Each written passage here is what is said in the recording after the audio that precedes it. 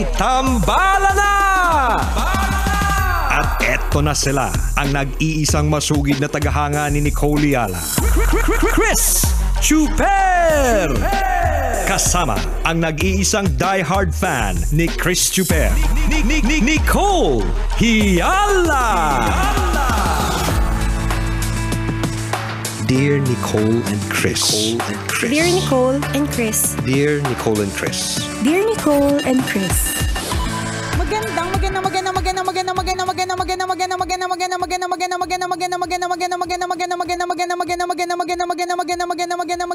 Magandang morning, Luzon, Visayas at Mindanao Metro and Mega Manila. It's a feel good Friday. Hi partner. Hi partner. Ang tawag dyan, multitasking. Kaya nyo ba yun?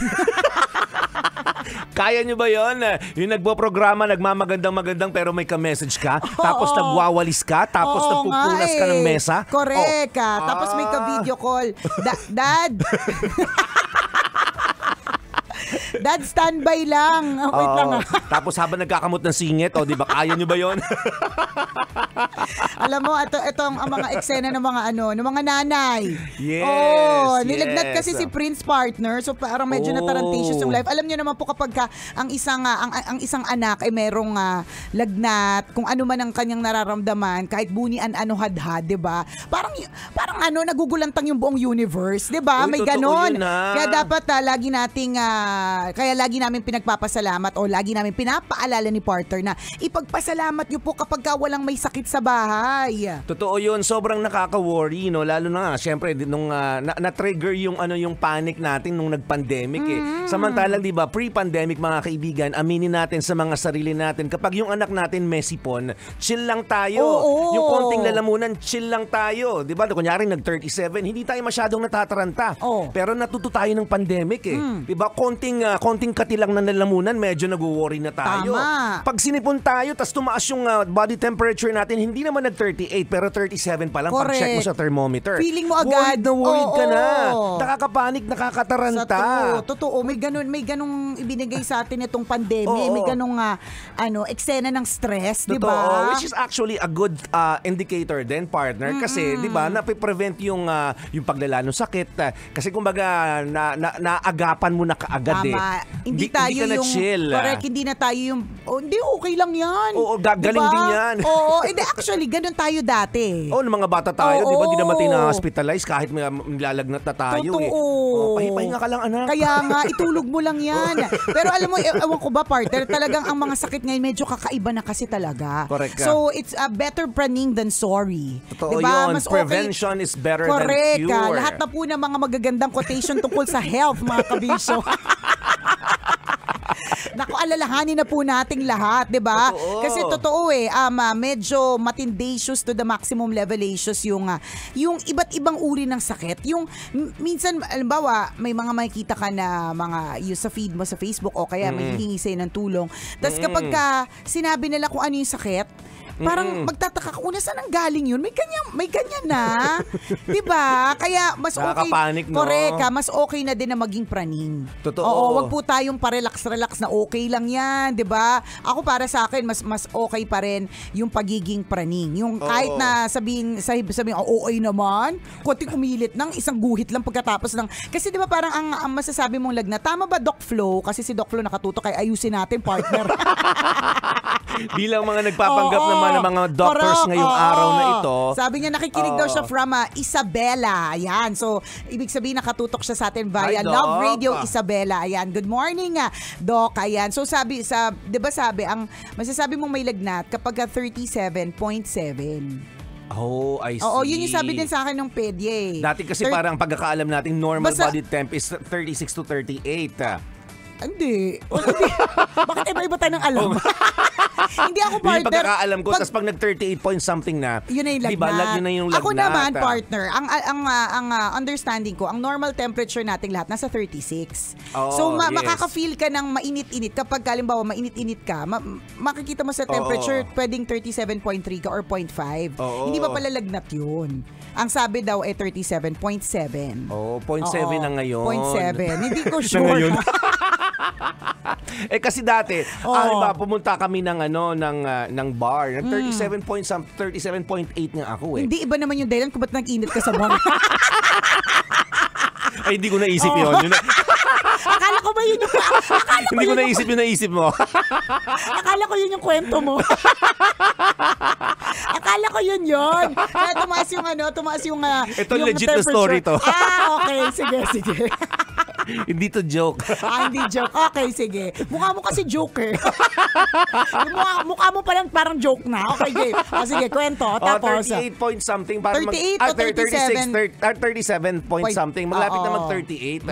So sabi, parang, di ba, ngayon, di ba sa mga mall, sa mga bar, sa lahat ng pinupuntahan mo, may thermometer sila, may scanner. Talaga, gumagana ba yun? Joker ka talaga. Kasi nung minsan pumasok ako sa mall, na alam ko medyo may sinat ako. Pagtingin ko dun sa 35 lang ako. Ang init-init ko na. Kaya nga pumunta ng mall kasi bibili kong gamot eh. Tapos pag-scan ko ganun, 35. Malamig pa sa bangkay. Kasing lamig ng feelings niya para sa'yo. Ganon. Sabi ko, taray. Sabi ko pa nga, paano kaya ako makakabili ng gamot kung sa scanner pa lang di na ako papasa? Kaya ang tanong ko, talaga gumagana. Anyways. Puntahan mo mall, hindi gumagana. Malaking mall yun naku, malaking mall pa naman. Sinasabi ko na nga pa fake yung mga binili nilang scanner doon. Sinasabi ko eh. So nagpaano ako, talaga, nag-isip muna yung guard bago papasukin. Kasi mainitin nga, pa 38 na. Di ba mahigpit nga ngayon, kaya nga naglagay sila ng doon, bawal magpapasok ng nilalagnat. Di ba sa anumang establishmento. Sabi ko, wala naman po akong lagnat kasi naglakad po kami na malayo. At pwede din naman kasi. Correct, yun ang sabi ko. Pwede yun yung dahilan. Ang layo po kasi ng bar ninyo. Sabi namin mainit sa labas, summer pa noon. Totoo so naman. ikaw yung maglakad, pumunta ka ng pawisan, di mataas yung temperature mo. Try mo. Hindi. O kaya sinabi mo, ikaw ba naman may nakita kang sexy dun sa daan, di ba? Hindi mag-init, di ba? Ayun, actually, hindi ko nawento. Okay. Hindi, kasi para ma-explain na maigi dun sa guard, ikaw, guard, labas ka, try mo. Andun pa yung babae. Ibang init pala. Ganyan naman din yung naramdaman ng friend ko. Kaya wala naman siya lagnat, pero ganyan din, partner. Pagdating doon sa scanner, mataas. Mataas. So ayaw din siya papasukin. Tapos, ang dahilan naman, yung isang dahilan ng friend ko, parang katulad ng sa'yo, nangyari sa amin yan eh. Yung hindi kami pinapasok nung kasagsagan to ng pandemic.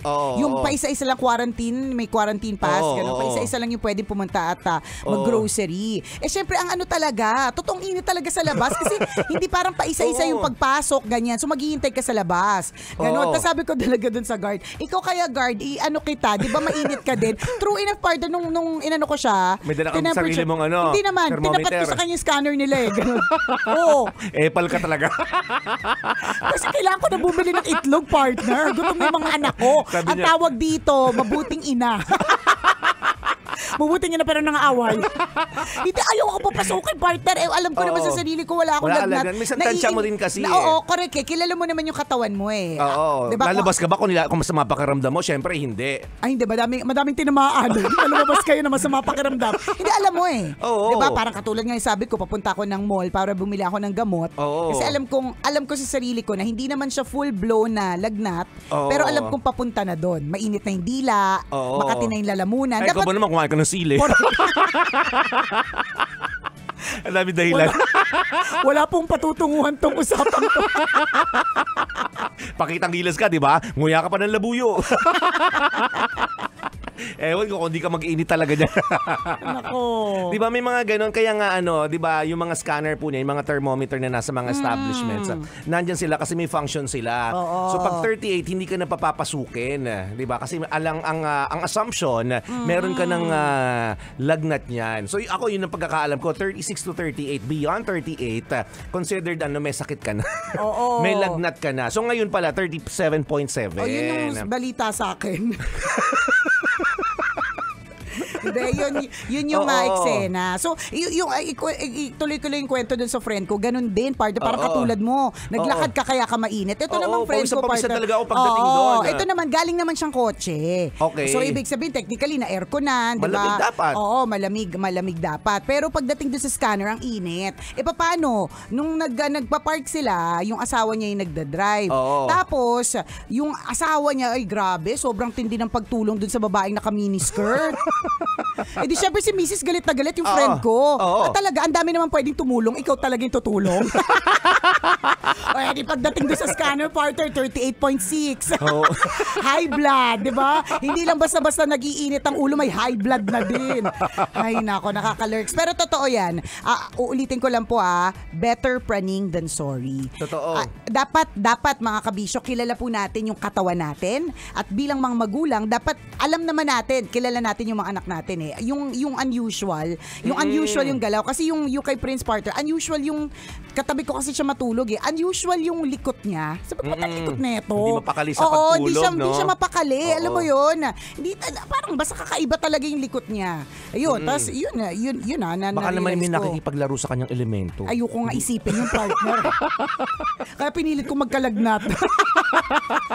Mas mabuti ng lagnat, mas may intindihan mo, correct, no? kasi naman yung may elementong naglaro, 'di ba? Parang ayaw naman natin 'yon, 'di ba? Totoo. O basta better praning than sorry. Mas okay talaga yung maaagapan po natin agad. Sa palagay ko, partner, yun yung dahilan kung bakit yung mga iba sa kanilang mga sakit na medyo matitindi, naaagapan din. Kasi mabilis kumilos yung magulang, praning yung magulang. Totoo. Ang sabi nga sa akin noon, partner, yung 'di ba nagkaroon ng viral encephalitis yung anak ko. Ang sinabi sa akin noon, kung medyo nahuli lang ako ng ilang araw, 'di ba? Posibleng hindi na naihabol. Isipin mo ganun, 'yun. no? Yung di ka lang napraning, yung nag-chill ka lang ng ilang araw ng Correct. ako parte ba sa may lagnat parang matik kahit hindi pa sinasabi, papa-CBC ko na 'yun eh. Oo nga. Para malaman mo kung may infection agad. Oo, ganoon na. Mas okay na 'yun. Tama. 'Di ba? Okay na. Ba't hindi ka magmamadali? May sakit sa inyo, tapos hindi ka nagmamadali. Ano meron, 'di ba? Totoo. Iba na po yung, mas mahalaga? Ganun. Iba na yung panahon ngayon na nung mga bata tayo, nasanay tayo ng gano'n, na tiis-tiis lahat.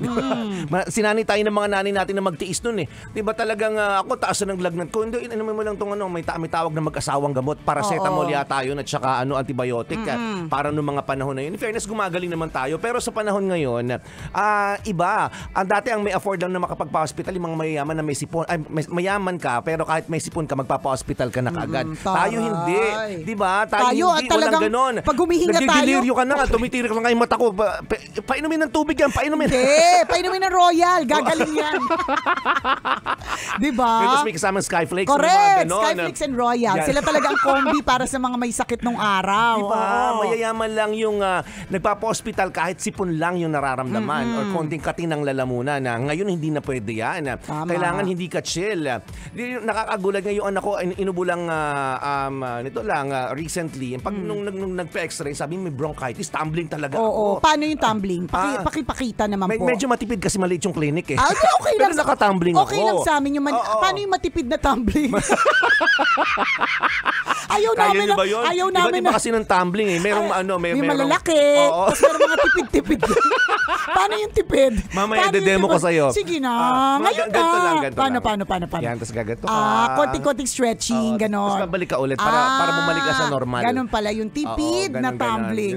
Bronchitis, di ba? Nagpapanik ka. Correct. Kasi ang bronchitis, kahit na sabihin mong sa bagayan, lahat ng mga itis, parang feeling mo matindi. Parang hepatitis agad. Di ba? Totoo. Di ba? Gingivitis, halitotitis, di ba? Hadaditis, di ba? Lahat ng mga sakit ka na may titis. Encephalitis. Tingnan mo, partner, encephalitis. Kung sabihan ka ng bronchitis, hindi ka mataranta.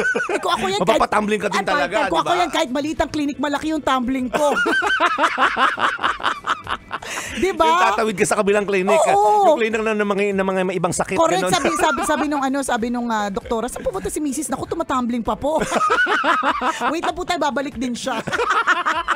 Di ba? Nakakatumbling sa madaling sita. Ikaw sabihan ka may bronchitis.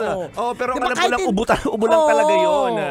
In fairness, gumaling naman. Pero totoo, nakakapanik. Kung siguro kung hindi tayo natuto nung panahon ng pandemic, chill lang eh. Hindi ko rin papa-x-ray yung anak ko. Hindi ko rin ang gagawin ko lang noon na talagang yung mga normal na nabibili over the counter na gamot sa ubo. Yeah. Pwede na yun. Pero dahil nga na-trigger yung natin, yung pagiging praning natin nung nakaraang pandemic na konting sipon, ubo at kati ng lalamunan, ipapa-check up mo talaga. Yan. Which is, I think, Good a naman. must. Oo, yun naman din yung naituro sa atin. So wag din po tayong petics. Yes. Kasi kahit na hindi na COVID yung isipin natin, ang dami po talagang germs, ang dami po talagang bacteria. Correct. So wag po tayong pa-petics. Dapat talaga ipa-check up ka agad.